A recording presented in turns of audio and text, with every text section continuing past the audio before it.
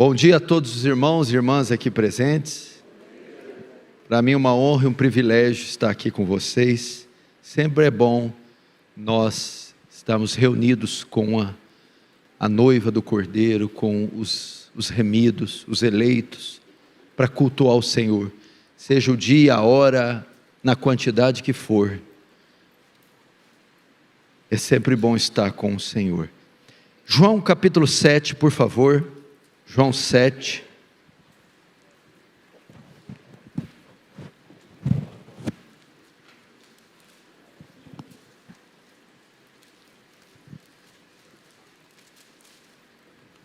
Vamos ver o que diz a palavra do Senhor. Puder me dar um pouquinho mais de retorno aqui, ficaria satisfeito. João capítulo 7. Verso 37.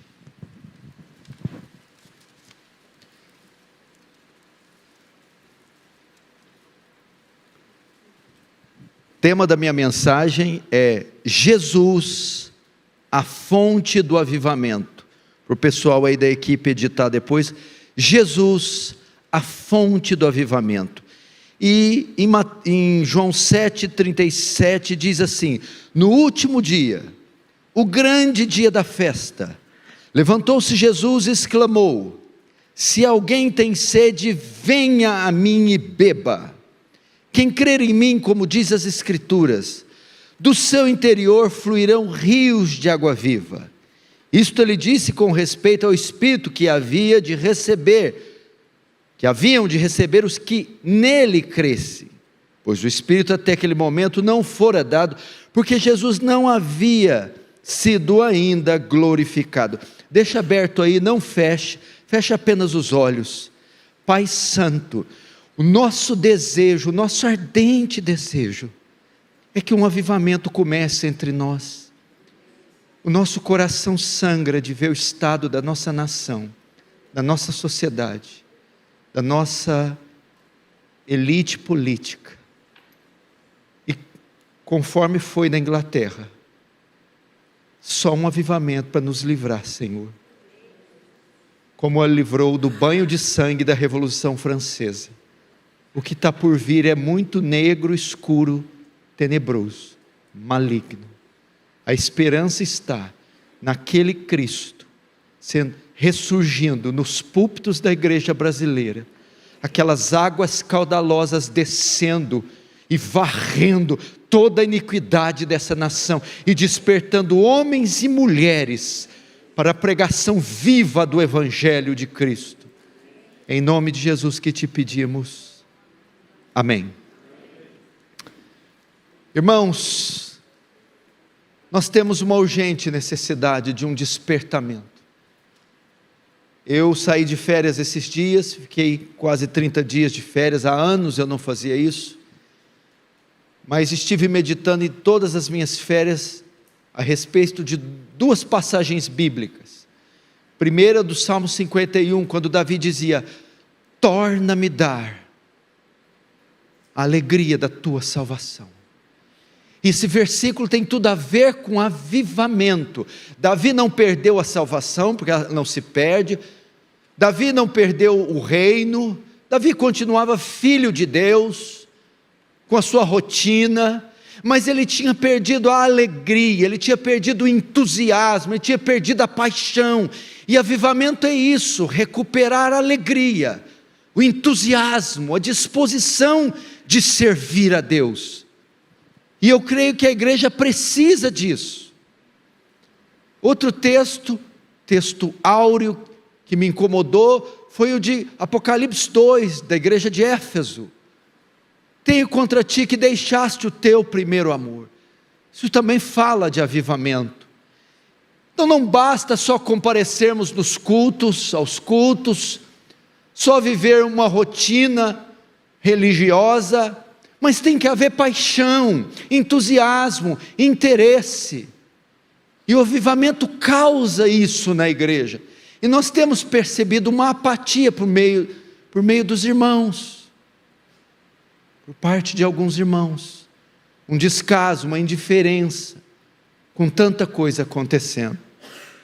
E eu queria ler aqui, eu separei para ler para vocês, eu não imprimi, está aqui a título de introdução, eu acredito que vai nos ajudar muito no que eu pretendo falar. Preste atenção.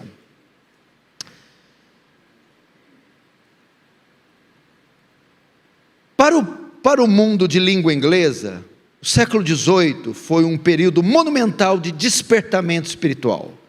Martyn Lloyd-Jones chamou este tempo de a maior manifestação do poder do Espírito Santo desde os dias apostólicos. Essa era provou ser tempo sem precedentes de esforços evangelísticos e renovação espiritual. Seus efeitos se estenderam por 2 continentes e foram especialmente dramáticos, dada a letargia espiritual que permeava a igreja e a cultura da época. Este tempo provou ser nada menos que uma segunda reforma, ele está dizendo, do avivamento de avivamento de Whitefield, de Wesley, na Inglaterra. Desde o século XVII, a pregação do evangelho havia se esfriado em toda a Europa, mas especialmente na Inglaterra. A igreja estatal estava em declínio espiritual, o presbiterianismo havia se enfraquecido, e os batistas gerais começavam uma escorregadia descida do arminianismo para o unitarismo. Diversos fatores causaram tais dias de sequidão. Muitas igrejas não exigiam mais uma membresia regenerada, e eram descuidados quanto a quem admitiam a mesa do Senhor.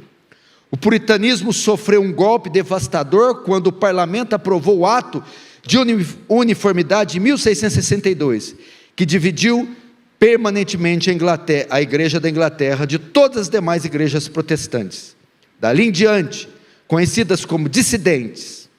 Debaixo de Carlos II, esse decreto determinou uma forma mais católica de orações públicas, o sacerdócio, os sacramentos e outros ritos da Inglaterra.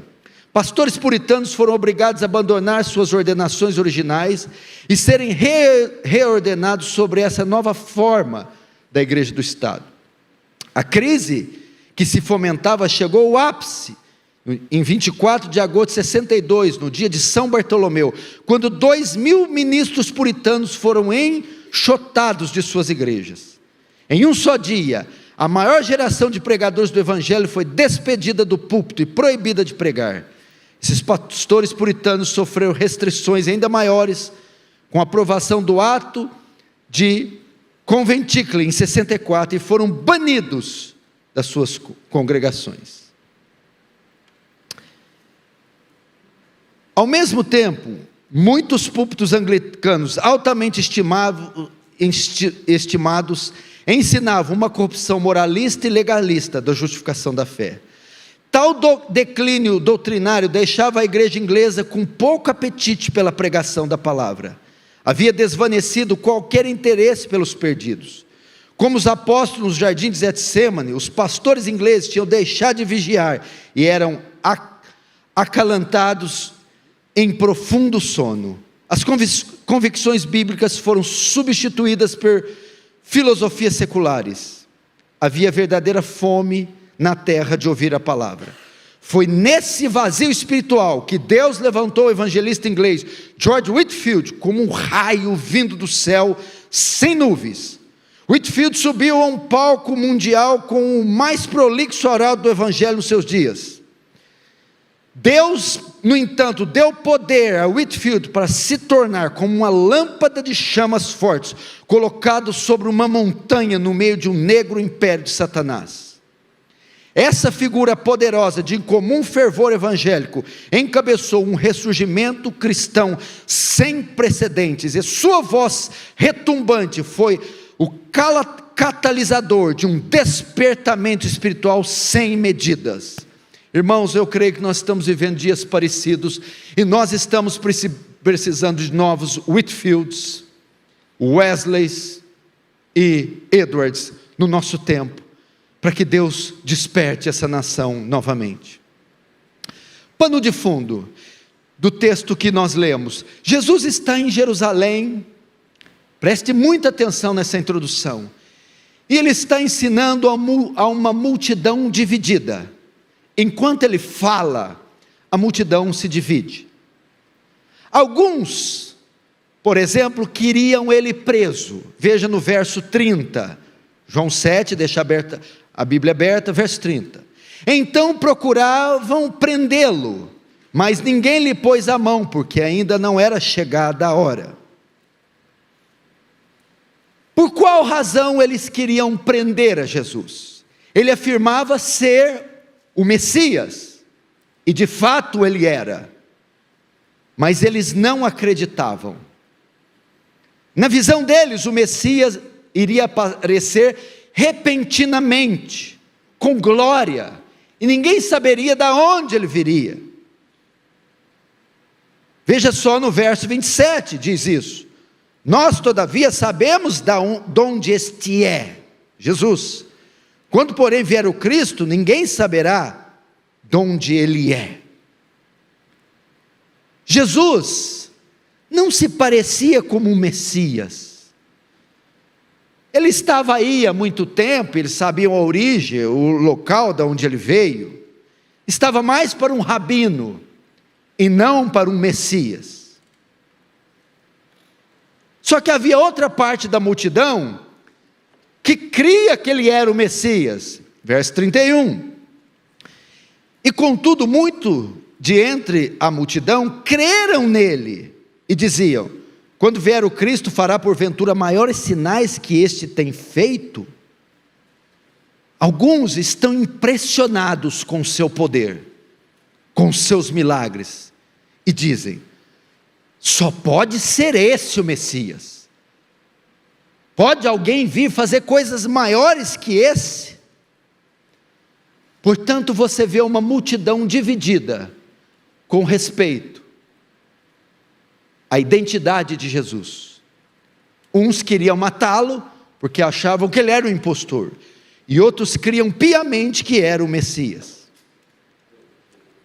A razão para essa divisão, para opiniões mistas, é que muitos não acreditavam no que Cristo dizia de si mesmo, e nem no que ele dizia a respeito dos outros. Ele falava coisas pesadas a respeito da realidade humana. Veja no verso 28, 29, aqui você vai ver uma fala irônica de Jesus. Jesus, porém, enquanto ensinava no templo, clamou dizendo: vós não somente me conheceis, mas também sabeis de onde eu sou. E não vim porque eu de mim mesmo o quisesse, mas aquele que me enviou é verdadeiro. Presta atenção nessa frase: aquele a quem vós não conheceis. Eu o conheço porque venho da parte dele e fui por ele enviado. Presta atenção, Jesus está dizendo aqui: vocês têm as Escrituras, vocês têm os oráculos de Deus, vocês estão entre os maiores sábios da face da terra, mas vocês não conhecem a Deus. Final do 28, aquele a quem vós não conheceis.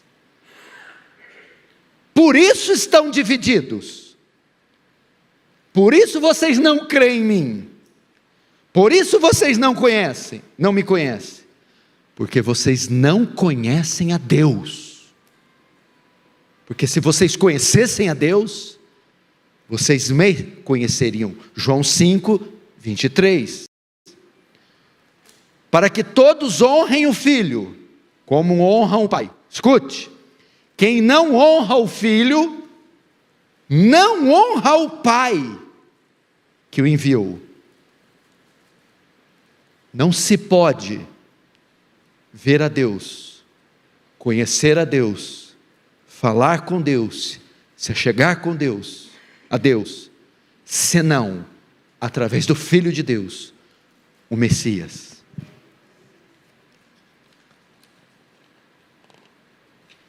Portanto, meus queridos irmãos, alguns o queriam morto, outros não.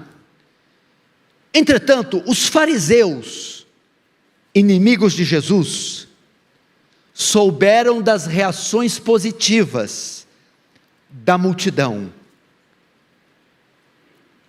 Souberam que não só havia os que não criam, mas uma grande parcela cria. E eles reagem a essa parcela e agem rápido. João 7,32. Os fariseus, ouvindo a multidão murmurar estas coisas a respeito dele, juntamente com os principais sacerdotes, enviaram guardas para o prenderem. Veja só, o cerco está se fechando para Jesus. As coisas estão ficando perigosas.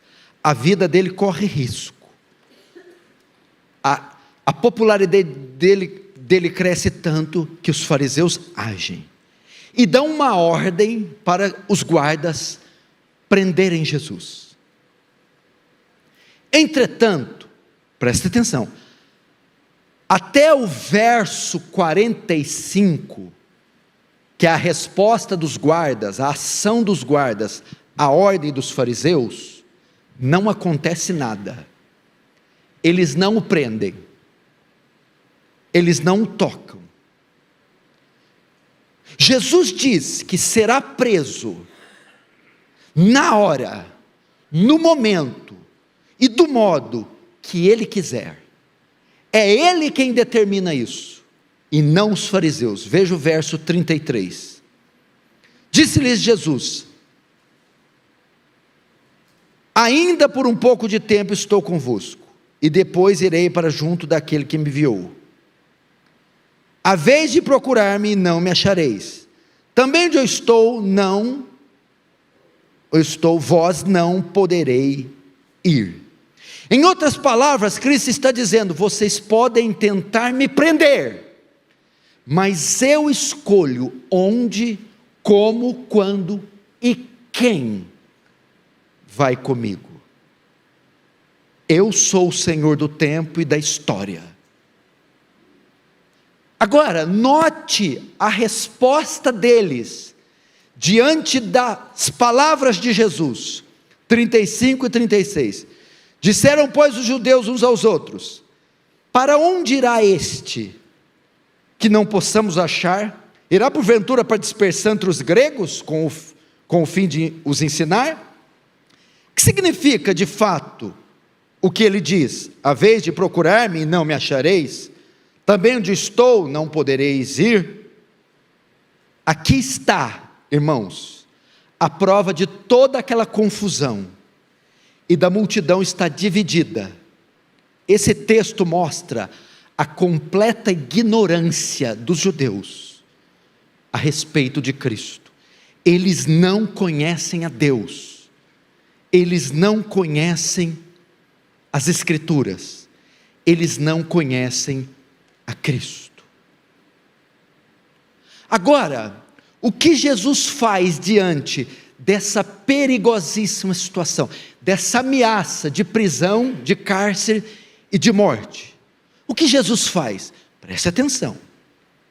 Nesses dias estava acontecendo a festa dos tabernáculos, uma das 3 principais festas dos judeus.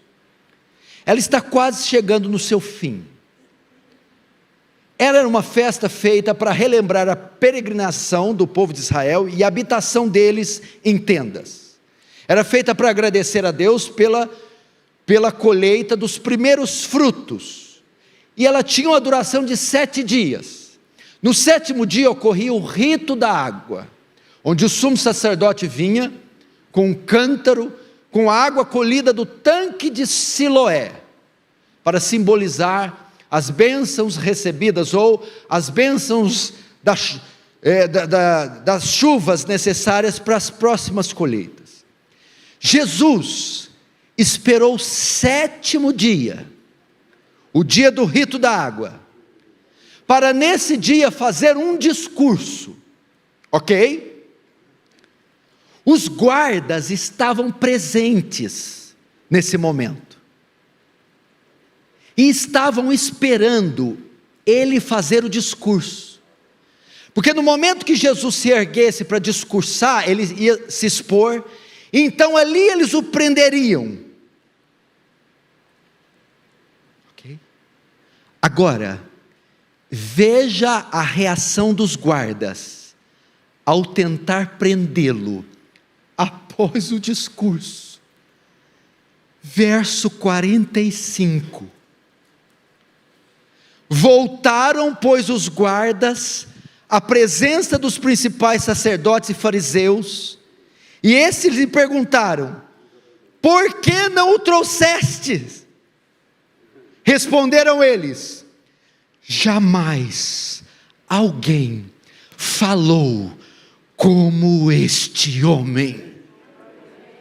Irmãos, eles estão lá, lanças, espadas, prontos para prender. Entretanto, quando Jesus começa a discursar, aqueles homens ficam imóveis, e eles não conseguem prendê-lo. Eles são capturados pelo discurso, dominados. E quando eles voltam, os fariseus dizem: cadê ele? Vocês não trouxeram, por que vocês não prenderam ele? De modo que eles respondem: nós não pudemos prendê-lo. Ninguém nunca falou como esse homem. Por que vocês não prenderam? Que discurso foi aquele? Que palavras foram aquelas? Meu Deus do céu. Eles não conseguem prendê-lo. Agora, o que Jesus disse? Que palavras foram essas que imobilizaram aqueles guardas de forma que eles não conseguiram prendê-lo? É isso que veremos agora.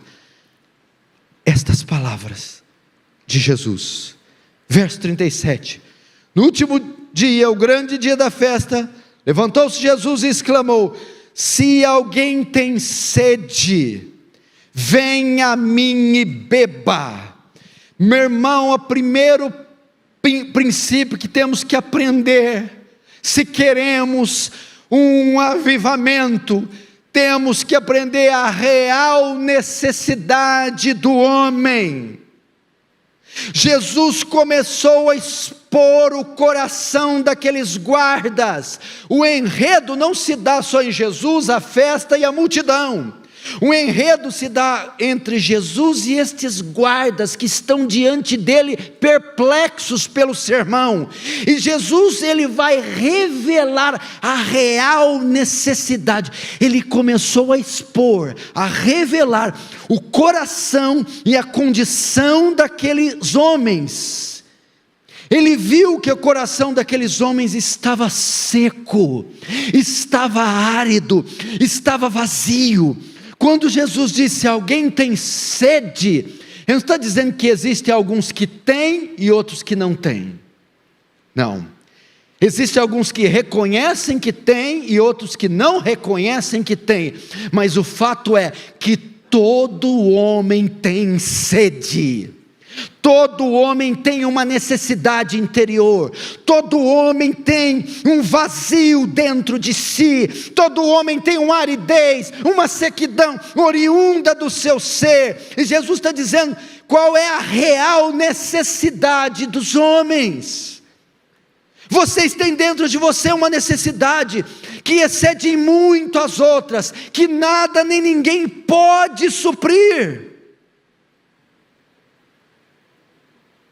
Precisamos saber, o homem tem sede, todo homem tem sede, todo homem busca sentido para a vida, significado para a vida, todo homem há nele algo que lhe falta. E que algo é esse? O texto vai mais longe. Essas palavras revelam o quê? Ele não está falando de sede física, necessidade física.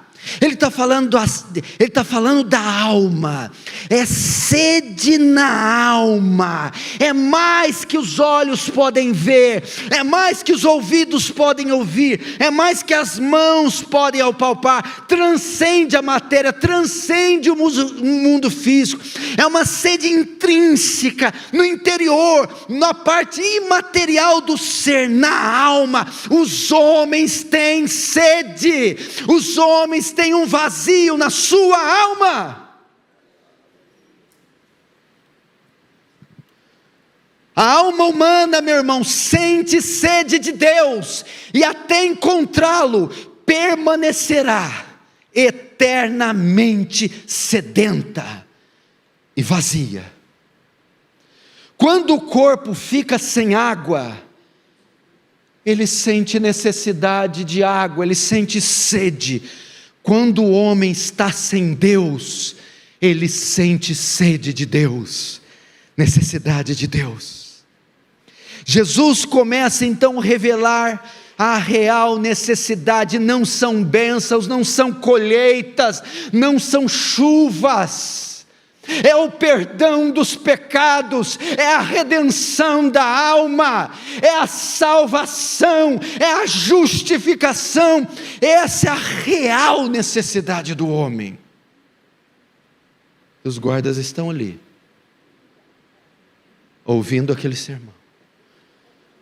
O coração deles começa, eles estão olhando o cântaro, a procissão, o sacerdote, a água, imaginando que aquilo é a sua real necessidade, prosperidade, fartura, colheita. E Jesus vai dizer: sede na alma. Esse é o problema do mundo. O avivamento virá quando os homens reconhecerem a sua necessidade de Deus, a sua sede, o seu vazio, a sua falência espiritual. Bem-aventurados os pobres, os falidos de espírito, porque deles é o reino do céu. Quando essa pobreza de alma, quando essa falência espiritual contagiar os homens, e os pecadores tiverem noção da sua debilidade, da sua falência, da sua condição miserável, e clamarem ao Senhor, então do alto Ele descerá e encherá-los até transbordar. Segundo, agora o Senhor revela não só a real necessidade, mas a solução verdadeira. Se alguém tem sede, Ele vai mostrar a única forma de matar a sede. A única forma de matar a sede. Veja só, a solução verdadeira, verso 37. Se alguém tem sede, venha a mim e beba. Venha, a única forma, meu irmão. A água era retirada da fonte de Siloé. Jesus, em outras palavras, está dizendo: eu sou a verdadeira fonte de Siloé. Aquilo é só um poço, aquilo é só uma nascente d'água, aquilo só resolve problemas circunstanciais, é só um paliativo. Eu sou a verdadeira fonte. Ele também revela que aqui não é só a fonte. Os guardas estão lá, olhando para ele e dizendo: será que é o que eu estou pensando? Novamente, eles estão olhando a jarra, a água, a procissão. O Senhor está querendo dizer que o Senhor é essa água? Sim, Jesus na sua fonte, Ele é a água que todos nós devemos tomar, irmãos. Jesus é quem satisfaz verdadeiramente os homens. Nada nesse mundo, meu irmão, só Jesus mata a sede latente das almas. Só Jesus preenche esse vazio, só Jesus dá sentido, só Jesus ressuscita o que está morto, só Jesus completa o que em nós está faltando. Só Jesus. Salomão experimentou isso, meu irmão. Salomão, no amor, foi um sucesso. 700 mulheres, 300 concubinas, 1000 mulheres, de modo que se deitasse com uma por um dia, ele demoraria 3 anos para deitar com todas.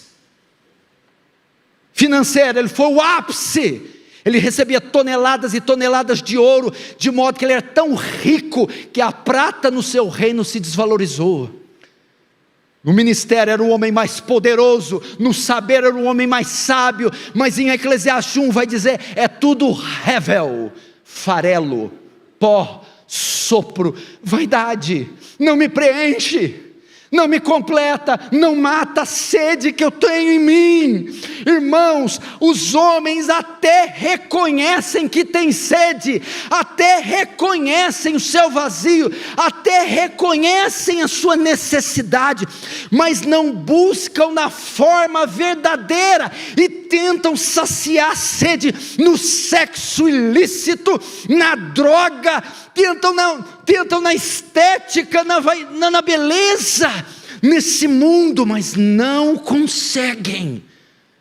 Buscam na forma errada, na religião, nas crendices, no prazer. Não adianta, pode buscar na droga, no sexo, no álcool, em tudo. Você pode em qualquer lugar fazer uma excursão em Marte, uma caminhada nos anéis de Saturno, você não matará a sede da sua alma, exceto por Cristo Jesus. João 6,35, declarou-lhes, pois Jesus, eu sou o pão da vida, e o que vem a mim jamais terá fome, e o que crê em mim jamais terá sede.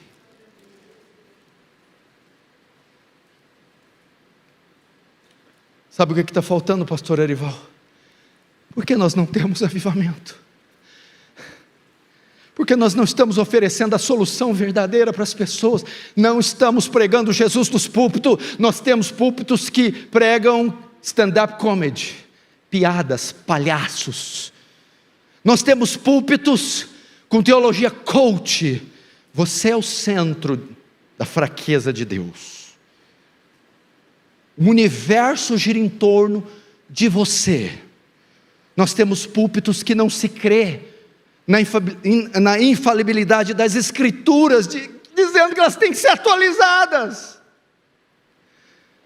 Nós temos palhaços no púlpito, nós temos comediantes no púlpito, nós temos incrédulos no púlpito, nós temos ateus no púlpito. Você quer um avivamento? Pregue Jesus, pregue Jesus, pregue que Ele é o Messias enviado, que Ele nasceu de uma virgem, morreu sem pecado, em uma cruz romana, baixo maldição, mas ressuscitou no terceiro dia, está assentado no trono nos céus.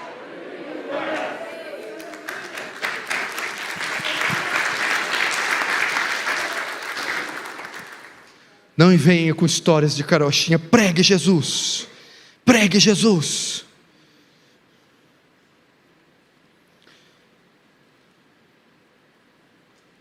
Imagina os guardas ali, lanças, espadas. Nós estamos aqui para aprender, você não vai aprender. Eu não consigo mexer. E você? Só a boca. Meu Deus do céu, estão perplexos. Estão perplexos. Terceiro, a real necessidade, a solução verdadeira. Agora a forma de receber essa água. A forma, verso 38. Quem crer em mim, como diz a Escritura, crer em mim. O que Jesus está querendo dizer? Veja a forma, como eles já estão ali. Meu Deus, Ele mostrou a minha real necessidade, e agora mostrou a solução verdadeira, é a água. Agora como eu faço? Muitos tropeçam aqui, como eu vou, como eu passo um degrau, como eu chego nas águas, e me esbaldo nelas, como? Quem crer em mim. Bom, isso parece muito óbvio, mas no contexto significa uma ordem, para que aquele público que ouvia para os fariseus, para os guardas, deixassem de rejeitar a Jesus, de negar a Jesus, deixasse de querer prendê-lo e confiasse, acreditasse, aceitasse que ele era o Messias. Eu acho que você ainda não entendeu, agora você vai entender. Jeremias 2,13: o meu povo fez duas maldades, a mim me deixou manancial de águas vivas, e cavaram cisternas rotas, que não retém água. Jesus está dizendo, a forma de receber, deixe as cisternas rotas, deixe o judaísmo caduco, deixe Moisés, deixe essa lei mal interpretada, deixe os ritos, deixe e venha, cisternas rotas, cisternas fendidas, colocava água, ela não retia as águas, e venham e creiam no manancial de águas vivas, Jesus. Meu irmão, para termos avivamento, deixe métodos, deixe ritos, pare de se apegar em coisas, objetos, rituais, tradições, vá para o manancial, vá para Cristo Jesus. Eu sou o caminho, a verdade e a vida, ninguém vem ao Pai, senão por mim. Estamos apegados em ritos, métodos, costumes, tradições, e rejeitando as grandes cascatas da graça que emanam de Emanuel.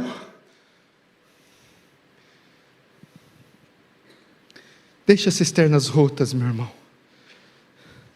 Talvez as cisternas rotas, no seu caso, você não bebe porque tem Cristo, e o marido espera no marido o que só Cristo pode dar, espera na esposa o que só Cristo pode dar, espera no Estado, espera no governo, nas próximas eleições, no seu trabalho, no dinheiro. Faz dessas coisas um complemento daquilo que Cristo faz sozinho. Não há complemento para quem recebe ao Senhor, para quem bebe das fontes de águas vivas, para quem bebe de Cristo, cujas fontes são inesgotáveis. Tudo se torna secundário. O avivamento é o mundo todo se tornar secundário em face do Cristo que habita em nós.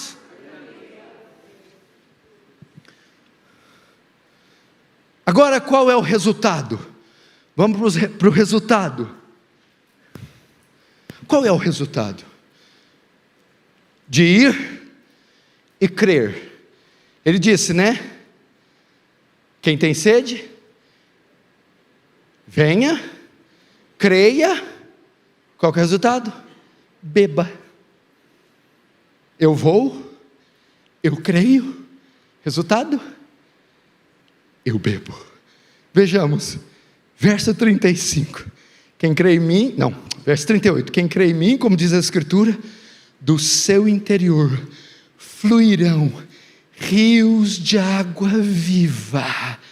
Olha só, meu Deus, é uma promessa para nós, e diz, quem tem sede, venha, vindo, creia, e crendo, beba, beba. O que significa esse termo, do seu interior fluirão rios de água viva? Significa, escute isso aqui está, meu irmão, a fonte, a chave do avivamento, ainda que eu creio que ele é uma obra extraordinária e soberana. Significa que quando você vem a Jesus para beber, pastor Erival, ele não te oferecerá somente um gole pontual desta água, mas você recebe a água e toda a fonte junto. Não é só um gole, é um oceano de água. São águas intermináveis, são águas imparáveis, são caudalosas águas. Porque a sede oriunda do homem, a sede oriunda nossa, é tão grande que um gole não basta para matar a sede. Jesus então oferece água no mesmo nível da sede, águas vivas. Para tal sede, tal água. Para tal pecado, tal perdão. para tal queda, tal expiação, para tal morte, tal ressurreição. Mas isso não quer dizer só isso. Uau!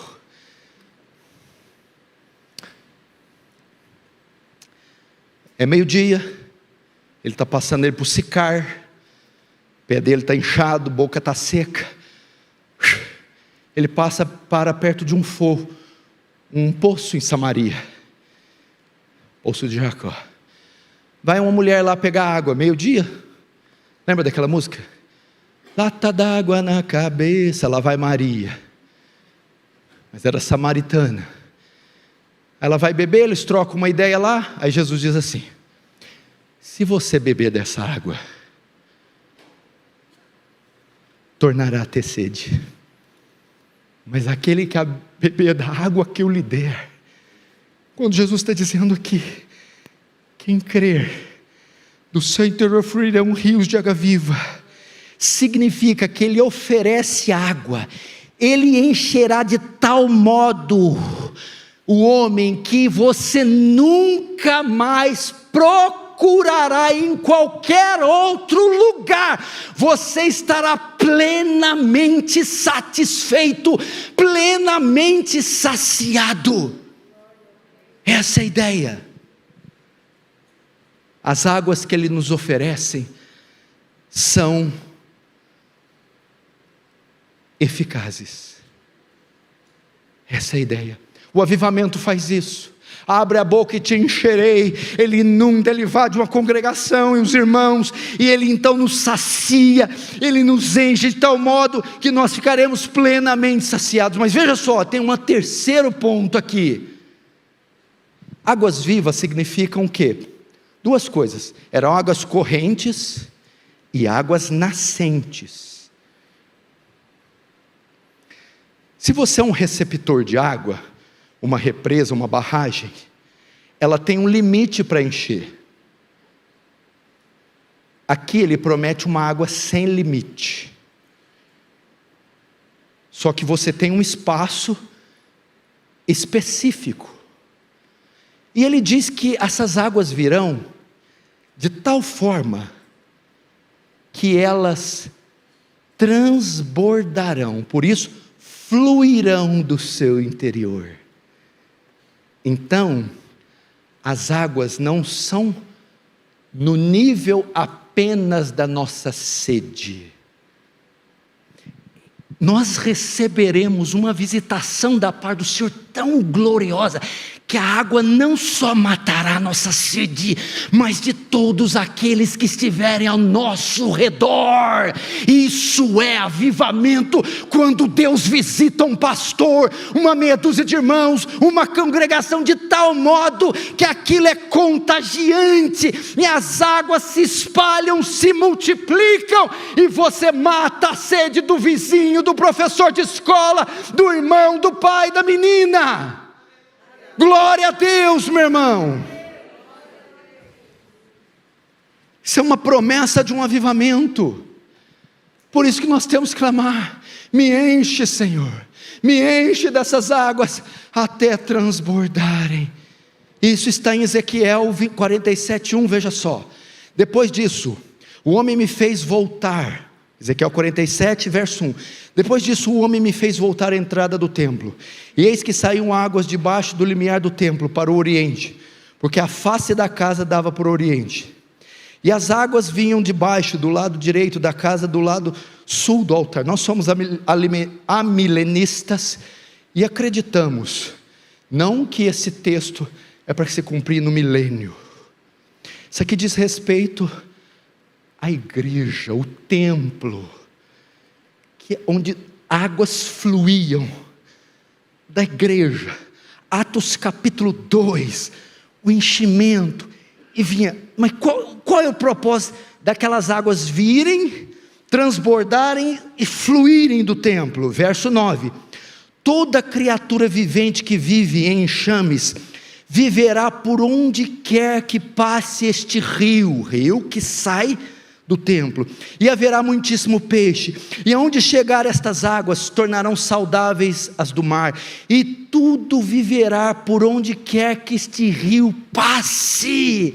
É isso a cura que a igreja oferece, a pregação do evangelho, a salvação que vem da parte da igreja, quando essa está cheia do Espírito Santo. É isso, quem crer em mim, como diz as Escrituras, do seu interior, meu irmão, ele não só matará sua sede, mas matará a sede de outros, através de você.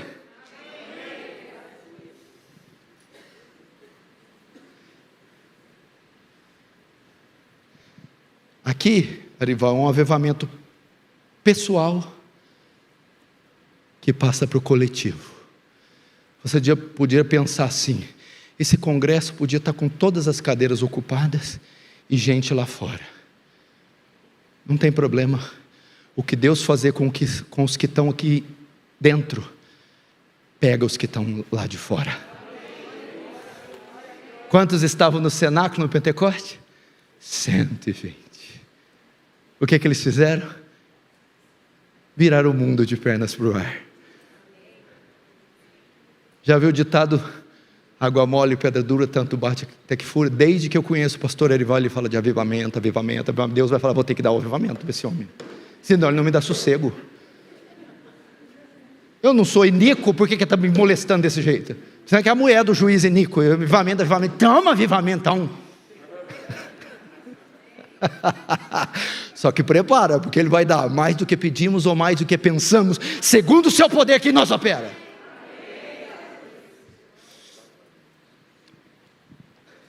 Agora Jesus mostra, eu estou terminando, não fique nervoso, não olhe no relógio. Cada vez que você olha, eu acrescento 15 minutos na mensagem.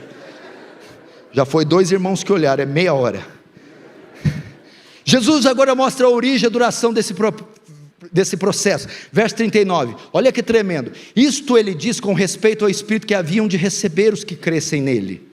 Pois o Espírito até aquele momento não fora dado, porque Jesus não havia sido glorificado. Presta atenção, houve uma experiência com o Espírito Santo, que ainda não poderia ser desfrutada pelos discípulos, até que Jesus morresse, ressuscitasse e subisse aos céus. Ele está falando de Atos 2, ali era João, não era Atos. Ele está falando que esses rios de água viva iriam acontecer depois da descida do Espírito Santo. Então eles não poderiam desfrutar aqueles rios. Imagina Pedro, que é truculento, babando, meu Deus do céu.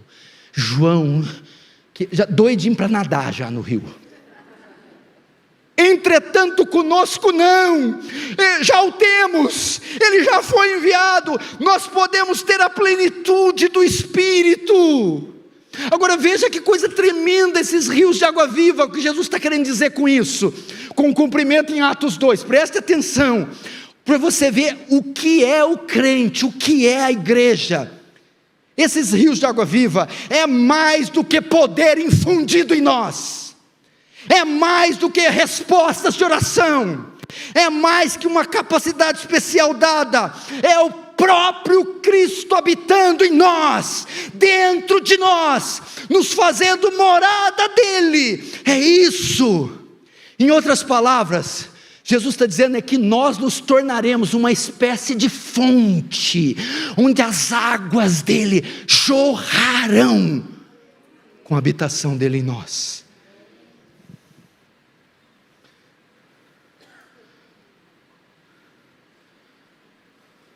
Os guardas não tem como prender. Sabe por que os guardas não prenderam? Foram saciados. Eu vou conjecturar aqui, não está aqui, mas eu vou conjecturar. Eles voltaram: por que vocês não prenderam? Eles disseram: como nós podemos prender a fonte da vida, a água da vida? Como podemos matar e prender aquele que dá vida aos homens? Não, nós não prenderemos. Como diz as Escrituras, estou correndo aqui, seja um indício de avivamento. Um falou, quando todos falarem, é avivamento. Nós estamos no 1 já, começo, né? Um fósforo. Os irmãos começaram a bater nos bancos, filho. Prega. Fui pregar numa igreja do Paul Washer no Peru, umas igrejas que ele plantou no Peru. Você prega 1h20, 1h30. A hora que você está terminando, os irmãos, predique, pastor, predique. Eles gostam de 2 horas. 2 horas, 2 horas e meia. Predique. Eles sentam, começam a encostar nas paredes, sentam. Predica, homem, predica.